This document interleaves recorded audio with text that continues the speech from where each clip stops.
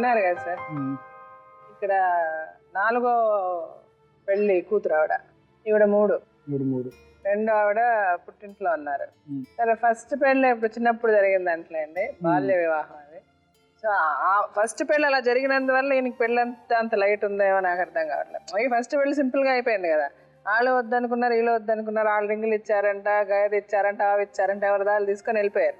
So ఆయనకి simple అయిపోయింది పెళ్ళి అంటే. ఇంకా చెప్పండి సార్, మీరు ఏం చెప్పాలనుకో.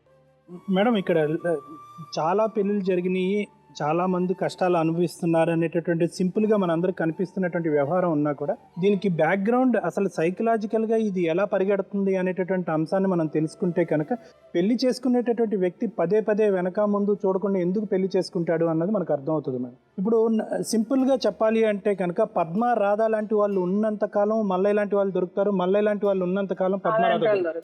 సో వీళ్ళందరూ కూడా నాకు ఇది తెలీదు, నేను విశ్లేషించలేదు కాబట్టి నేను అడ్డంగా దొరికిపోయాను అనేటటువంటి మాట ఏదైతే పద్మ వాడుతున్నారో అది పూర్తిగా మనం ఏకీభవించడానికి లేదు మేడం. 200% లేదు మేడం. ఎవ్వరు అట్లా చేయడానికి లేనే లేదు, వాళ్ళకి తెలియదు అన్నది లేనే లేదు ఇక్కడ.